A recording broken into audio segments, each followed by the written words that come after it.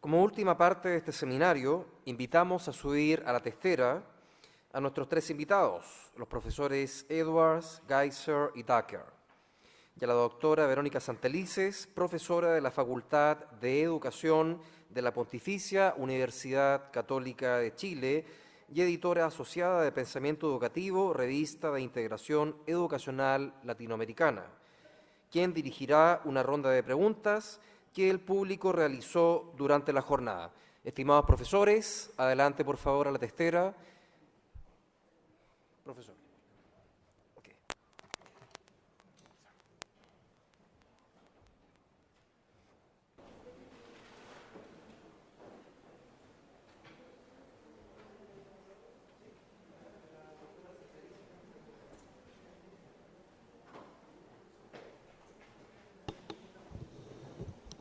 Buenas tardes, gracias por estar acá con nosotros hoy y en especial para esta ronda de preguntas vamos a hacer una pregunta cada uno, dos rondas de preguntas entonces para nuestros invitados hoy día.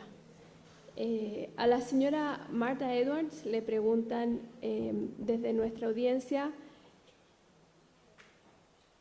dado que Chile, en la presentación hemos visto que tiene varios instrumentos, distintos tipos de instrumentos de medición, ¿cómo describiría usted la relación de estos instrumentos? ¿Cómo estos instrumentos promocionan y promueven los aprendizajes que están recogidos en los mapas de progreso y en las bases curriculares?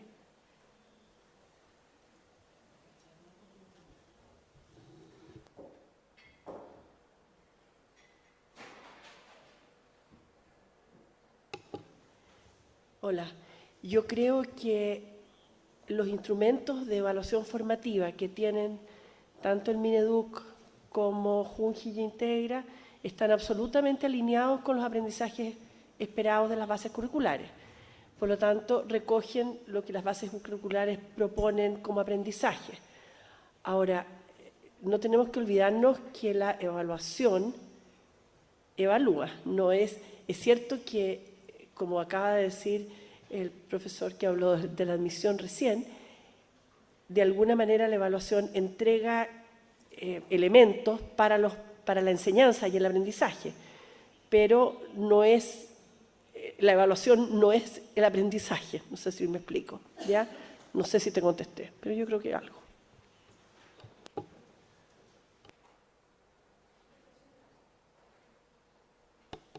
Relacionado con eso, hay una pregunta solamente para hacerle el seguimiento a lo que contestó la profesora Edwards.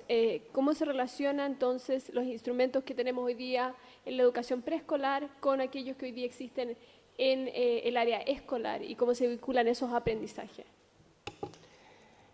A ver, yo creo que el vínculo está dado por los currículum.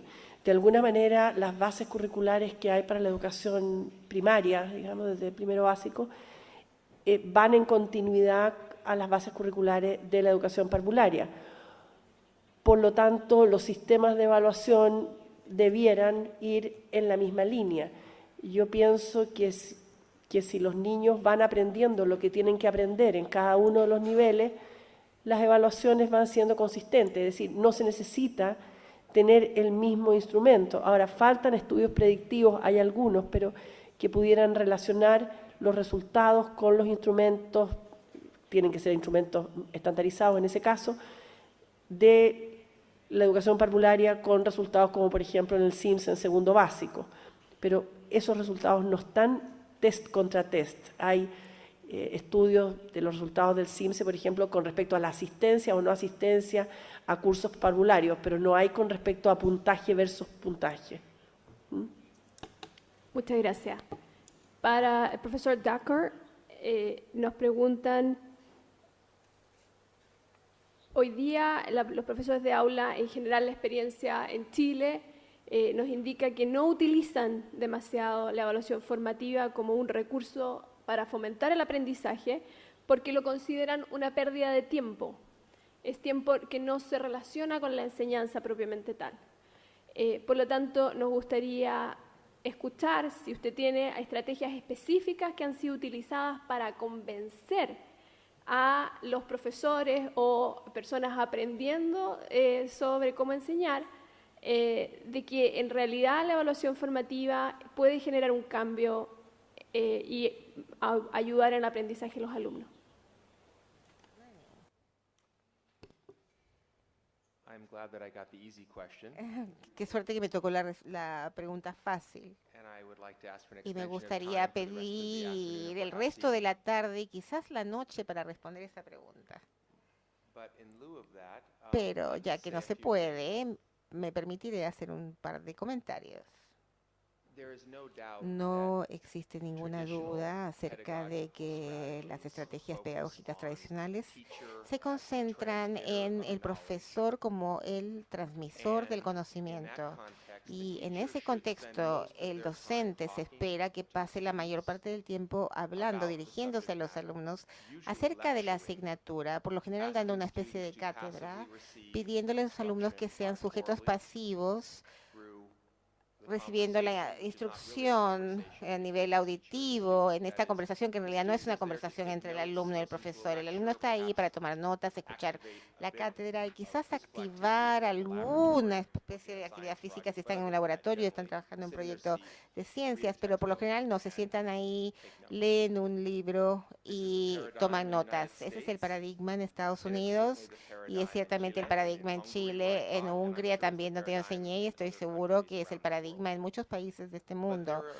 Pero existe un pequeño grupo de educadores que creen que este paradigma funciona principalmente para ciertos grupos de alumnos, pero es menos exitoso con otros grupos.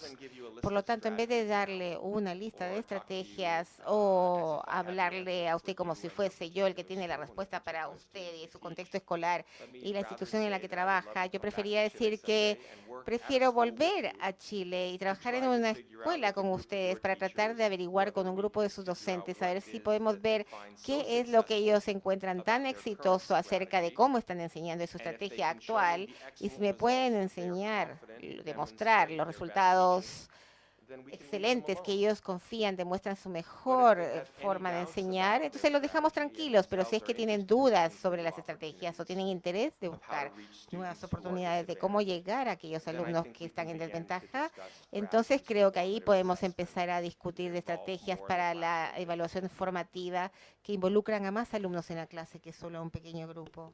Gracias por esa respuesta. Profesor Geiser, nos preguntan desde la audiencia una pregunta que me parece muy atingente a nuestro contexto de política educacional y también relacionado con lo que usted mencionó respecto de outreach, relacionado por la educación en la Universidad de California. La pregunta dice, ¿es responsabilidad de las universidades el hacerse cargo de las falencias o, digamos mejor, debilidades de los establecimientos escolares en la preparación de los alumnos? Y eso pienso que se relaciona tanto con resultados en pruebas estandarizadas como podría ser el SAT, con esfuerzos tales como outreach o más relacionado con programas como el PASE que se están iniciando hoy día en Chile.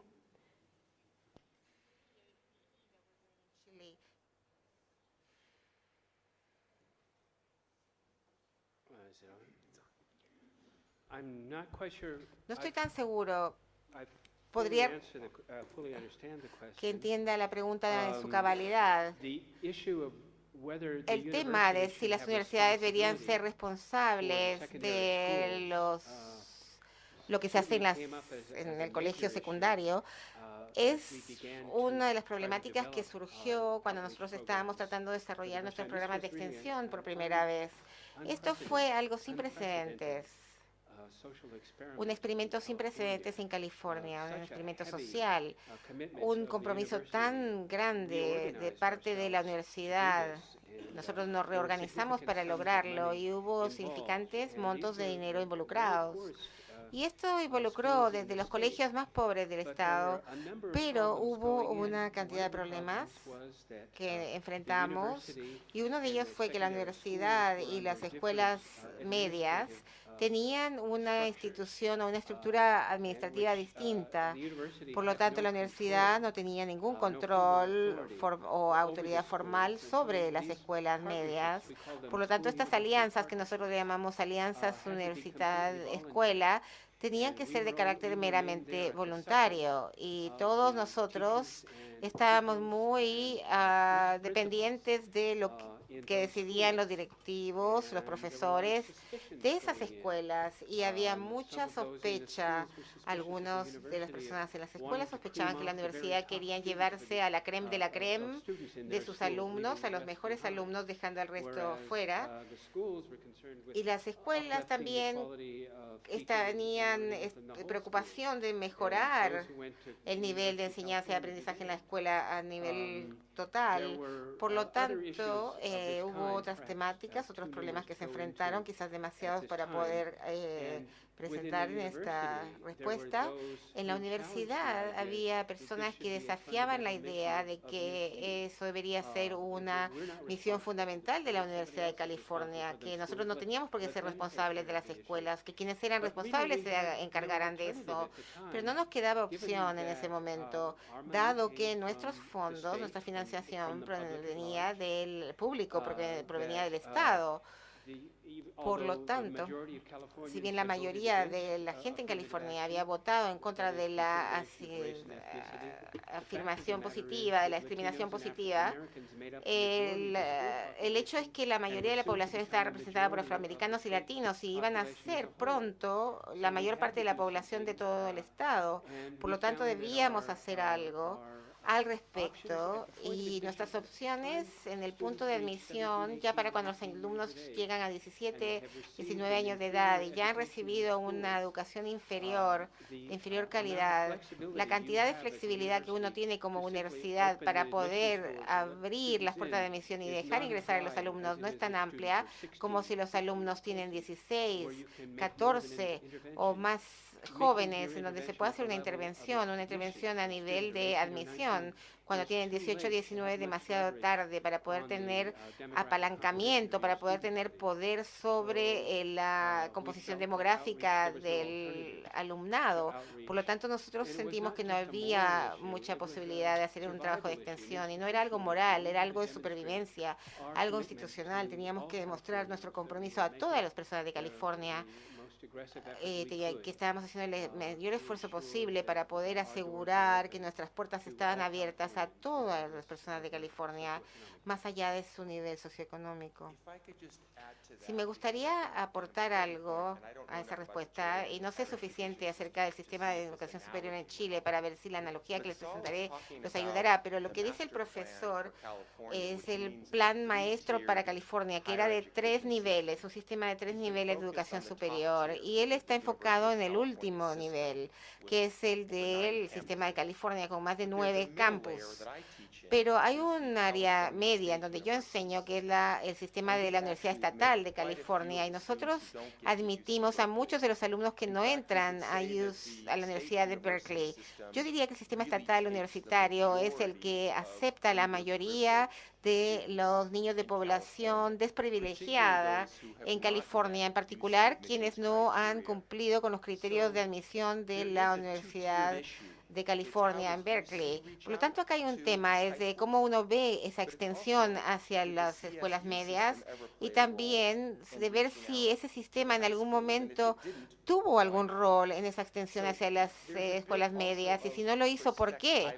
Hay todo un tema de perspectivismo, es decir, de qué es lo que vemos, por ejemplo, a los alumnos de las universidades de California también los atienden los institutos profesionales o vocacionales y hay preguntas sobre si hay criterios de admisión para ese tipo de instituciones. Por lo tanto, el plan maestro es un documento complejo en el que estamos trabajando éticamente y políticamente para poder atender a la población desatendida de California, los desprivilegiados, que es una gran mayoría, como usted bien dijo. Thank both of you. I'd like to thank both of you. De otro tipo de universidades presentes en el estado de California y no solamente las más selectivas, si se entiende un poco mejor. A la señora Edwards le vamos a preguntar, es de interés de nuestra audiencia saber su opinión respecto de que hoy día en Chile, en el segundo nivel de transición, la evaluación y muchas veces la enseñanza esté orientada a la lectura, es decir, principios de decodificación y comprensión. ¿Qué le parece a usted en relación, esas prácticas, digamos, en relación a lo que dicen los mapas y las bases curriculares y su experiencia, por supuesto, en esta área?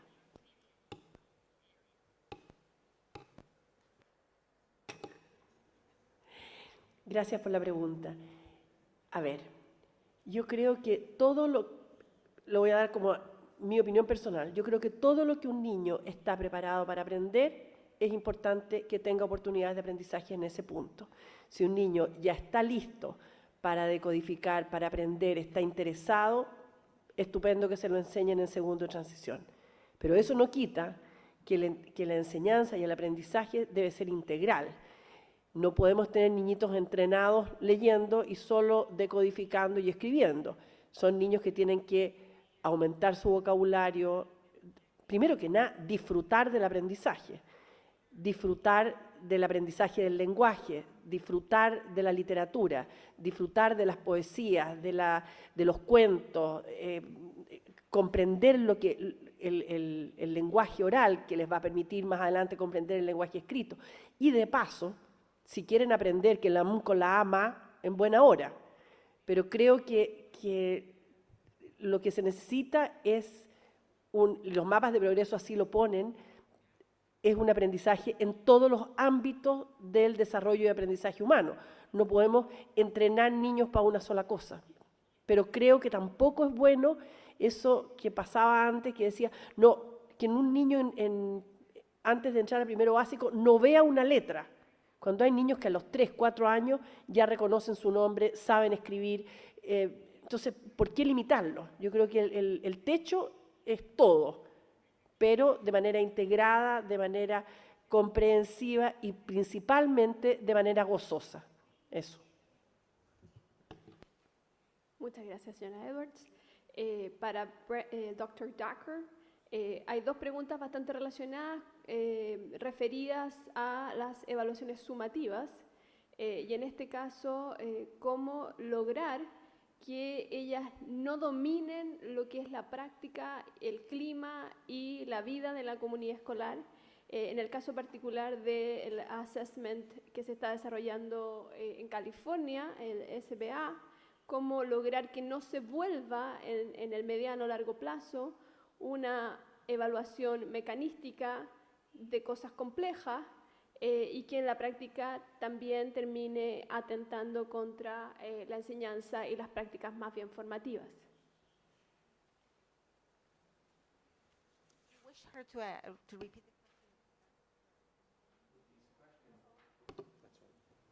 With these questions, I feel like Con I'm back estas at San Jose preguntas State siento que University. estoy de vuelta en la These, Universidad de might San as well be José. questions from my Estas pueden colleagues. ser They're excellent preguntas de mis questions. colegas, son I excelentes. think the only way that we can do that Yo is creo by que la única forma de developing a rich, hacer eso es comprehensive, desarrollando una forma muy school-based rica, integral, strategy una estrategia integral y for rica maintaining the de integrity of our escolar para formative poder mantener la assessment integridad practices. de nuestras If we prácticas de cannot evaluación show formativa. evidence Si no of podemos demostrar systematic evidencias formative de assessment at the evaluación local sistemática level formativa a that nivel has local, something que important tiene to tell algo us about importante student que aportar y growth, indicarnos progress, and acerca del change, crecimiento, then I progreso think y we will cambio de be los alumnos, hampered creo que vamos a again estar by the new limitados standardized nuevamente tests, por estas nuevas in the pruebas sense that we will estandarizadas, en el continue sentido to en look que to the vamos a state seguir authorities to provide us with buscando information o about que las ourselves and our autoridades students estatales that we nos don't den know how to información provide. acerca de nuestros alumnos que Because nosotros the mismos no fact sabemos is, suministrar, the people who porque develop el hecho es standardized que tests, quienes diseñan o Dr. desarrollan estas pruebas Santelices estandarizadas, and myself el and others doctor know that this is an Santelices y yo expertise that sabemos takes que es 7 to una 8 years expertise to que lleva develop, 7 o 8 años de and lograr. certainly not Por lo every tanto, teacher no has es time to algo go que todo become a profesor developer nor tiene should she capacidad de of ser y tampoco a debe por standardized qué test. ser So, una persona what we especializada en can estas do pruebas is estandarizadas. take Pero our lo que own sí podemos hacer es practice tomar nuestras and propias prácticas identify e that identificar evidence that we esa derive from evidencia our que nosotros classroom-based obtenemos assessment de nuestras practices and prácticas de look at the evaluación relationship en la sala de clase y ver una correlación quizás entre esos datos y estas pruebas más equilibradas y más inteligentes, por así decirlo. Pero no quiero prometer demasiado. Aún no sabemos cómo es que los profesores van a utilizar esas pruebas balanceadas y más equilibradas e inteligentes, o si simplemente están enseñando a los alumnos a pasar esas pruebas sin dedicarle ninguna reflexión a lo que significa eso, no vamos a poder haber ganado nada en ese proceso. Excelente la pregunta y creo que está aún por determinarse. Thank you, eso. Dr. Dacker. Gracias, And last question el Dr. for Dacker. Y la última. Dr. Geiser. These are, I'm combining, aggregating two questions that Aquí have estoy to do juntando with dos different- preguntas que tienen que ver. I'm not getting. Perdón. You're not getting anything because I was speaking I in didn't, could English. you just repeat Yes. it to me? Voy a combinar dos preguntas que tenemos respecto de instrumentos de medición posibles de utilizar en los procesos de admisión. Una de las preguntas se refiere a la posibilidad de usar entrevistas en los procesos de admisión y cuál sería la opinión del Dr. Geiser respecto del uso de entrevistas.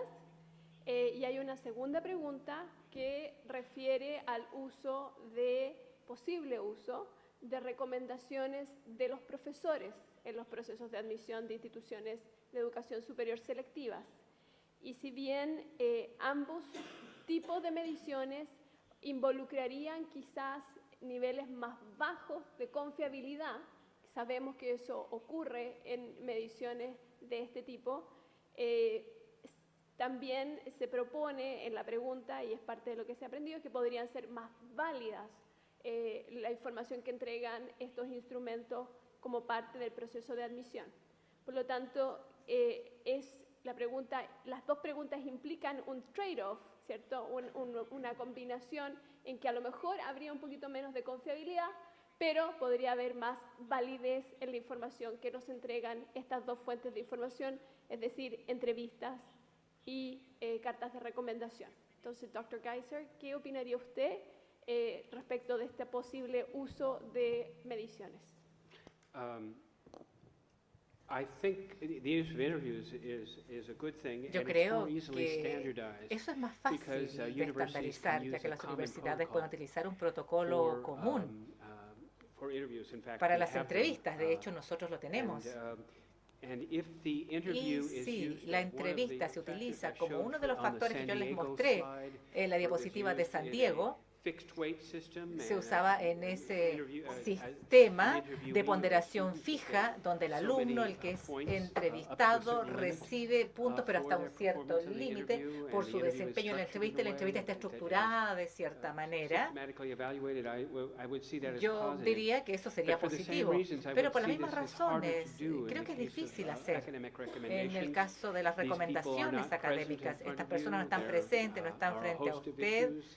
Hay Some countries, muchísimos like temas. China, for Algunos example, países have been como dealing with people. China, por ejemplo, The issue of corruption está el tema de is, la and corrupción. people paying Las personas pueden pagar recommendations por una is recomendación. not uncommon. In fact, Eso it's no es common. poco común allá, de hecho es So común. I would distinguish between the Yo two, haría and I la believe diferencia safeguards entre can ambas be built cosas y into the use of pondría interviews. salvaguardas. In the same way that Brent was Lo talking mismo about. que él estaba Do I need to call you diciendo. doctor? I'll call you ¿Te Brent. llamo doctor o te llamo Brent? No, Brent nomás. In the same way, Brent was talking about Brent estaba hablando measures of students' de ability to mediciones communicate in verbal, person. las I think habilidades de those are comunicarse really de los important, alumnos. Eso es verdaderamente aspects of the importante. individual Es un that aspecto you're choosing to importante admit or deny. también So, para I would poder split the difference aceptar al between those alumno. two, Yo diría que hay measures diferencias for, entre admission. ambas formas de admisión. Muchas gracias. Thank you. Les agradezco a nuestros invitados por haber estado con nosotros hoy día. Voy a cambiarme de lugar para darles solamente un par de líneas generales sobre lo que hemos visto hoy día. Gracias.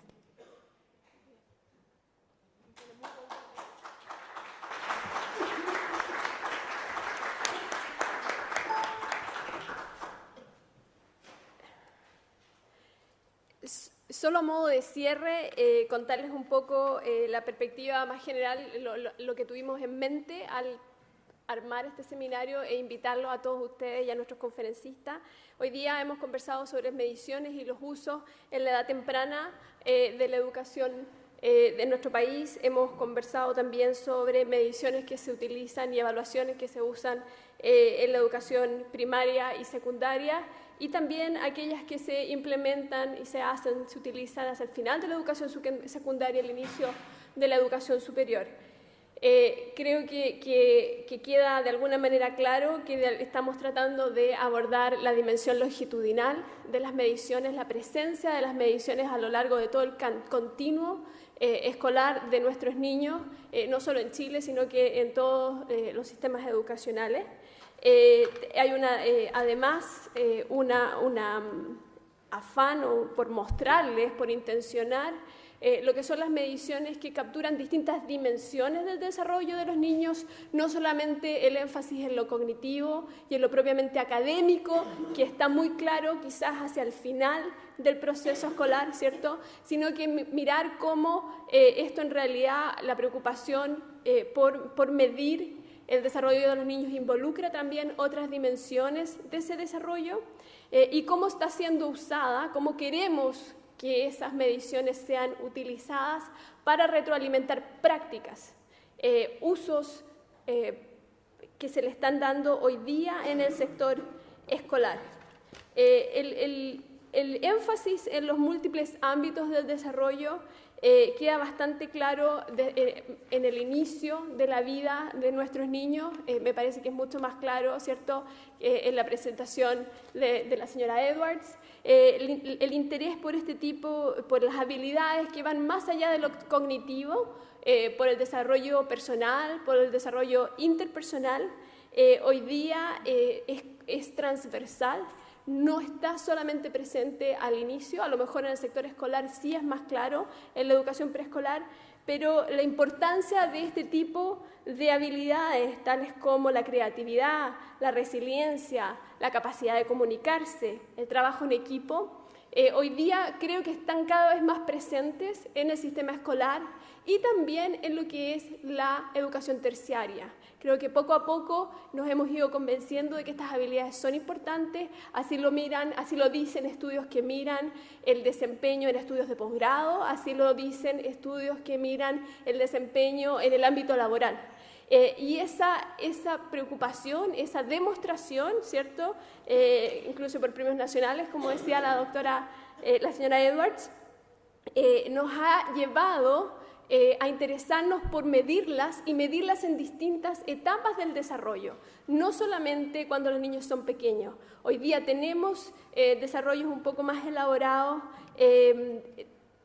incluso al inicio de la educación superior, con cosas como las que se están haciendo en ETS, con las cartas de recomendación estandarizadas, por ejemplo, que se han desarrollado, que se llama, en este caso particular se llama Personality Potential Index, pero eso es solo un ejemplo para demostrarles que hoy día estamos midiendo este tipo de habilidades, hay interés en la OECD, y ese mismo interés ha redundado en que se intencione su desarrollo en forma mucho más deliberada. Hoy día es parte de las cosas que nos preocupan en el currículum escolar, es parte de las cosas que nos preocupan en las intervenciones que se hacen a nivel escolar, muy presente en los Estados Unidos, muy presente a lo mejor en los ámbitos más académicos en Latinoamérica. Es una de las cosas que nos gustaría si se pudiesen considerar también quizás a nivel de la formación en la universitaria, y por lo tanto se han estado desarrollando mediciones con ese foco. Algunas exploraciones hemos hecho también para medirlas y quizás considerarlas en procesos de admisión en Chile. Por lo tanto, mostrarles que ese interés por la multidimensionalidad del desarrollo del individuo, que queda muy claro cuando los niños son pequeños y que se mide muy fuertemente cuando los niños son pequeños, también es algo que se vive y se está trabajando cada vez más en el sector escolar y también en el área de educación universitaria.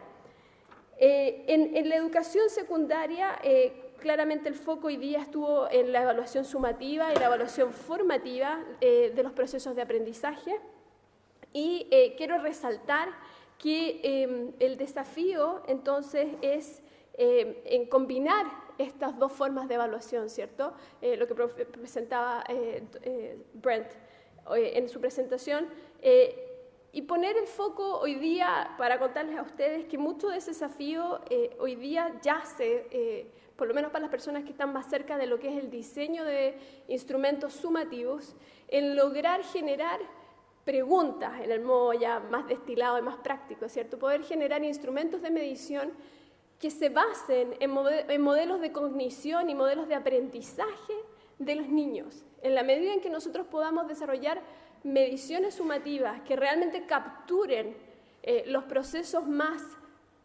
íntimos y pequeños, si uno quiere, más individuales del aprendizaje de cada niño, y podamos transparentar el lugar en el que se ubica ese niño a lo largo de esa progresión de aprendizaje, ¿cierto? Considerando que incluso hay distintas formas, distintos caminos que un alumno puede seguir para llegar a ese aprendizaje final.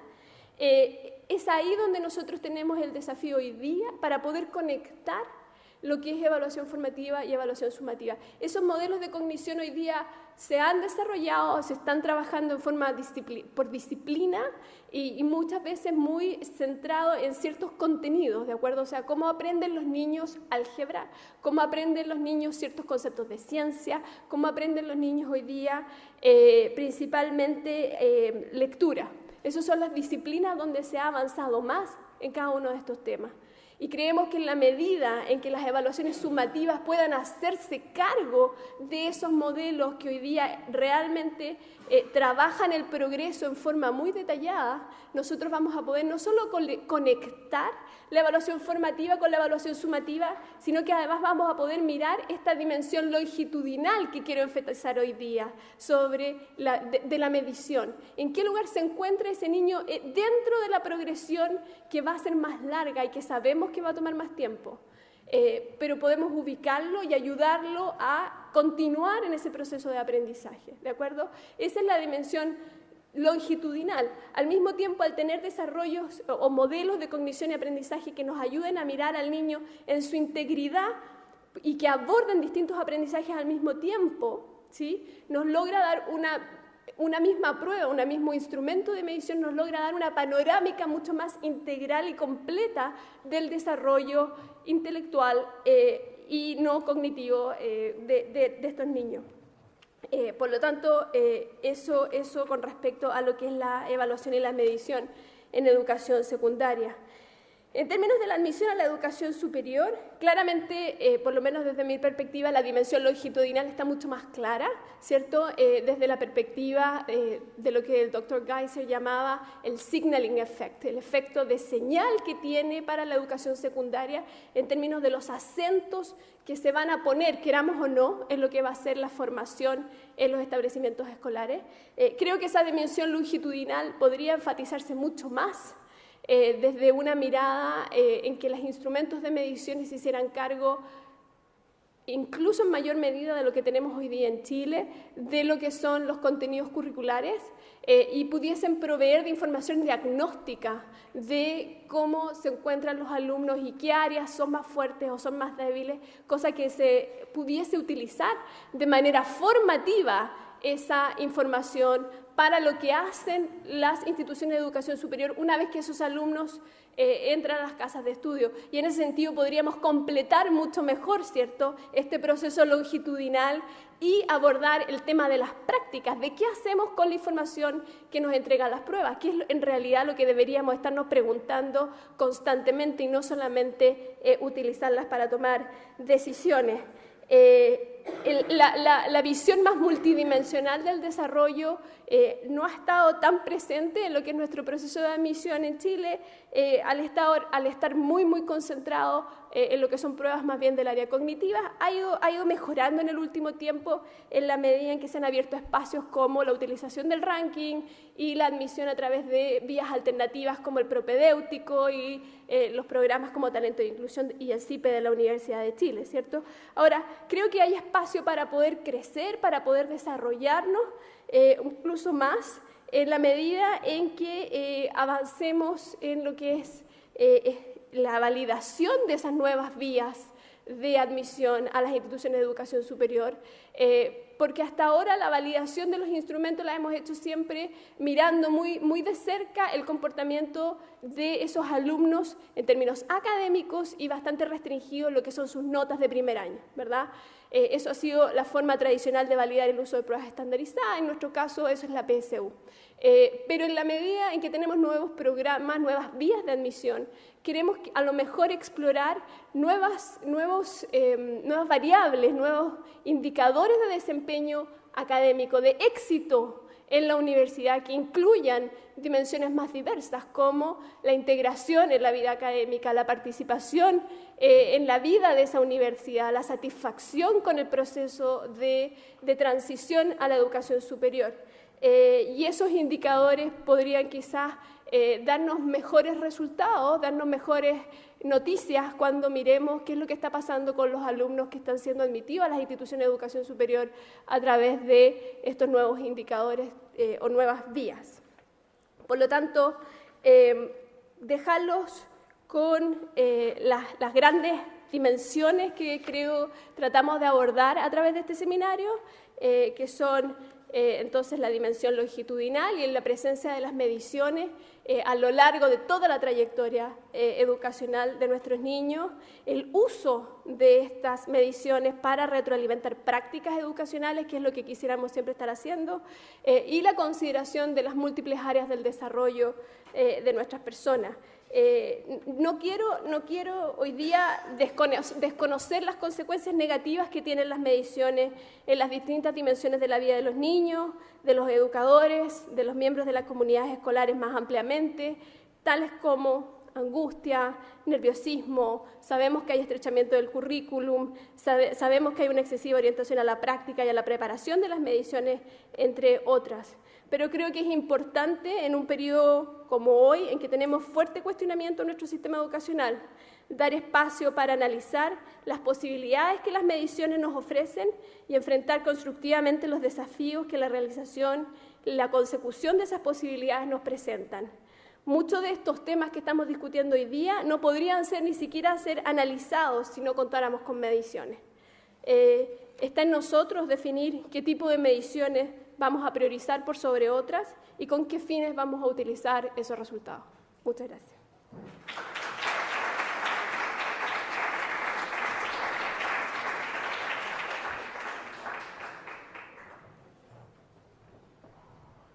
Agradecemos las palabras de la doctora Santelices. De esta manera, Pensamiento Educativo, revista de investigación educacional latinoamericana de la Facultad de Educación de la Pontificia Universidad Católica de Chile, agradece la presencia de las autoridades que hoy nos acompañaron, invitados especiales, profesores, alumnos y a todo el público presente. Les informamos que en sus carpetas encontrarán el abstract de los artículos y la tabla de contenidos del próximo número de la revista, que serán publicados el próximo 31 de octubre. Muy buenas tardes a todos ustedes y los esperamos el próximo año en el 4º Seminario Internacional de PEL. Muchas gracias, muy buenas tardes y será hasta una próxima oportunidad.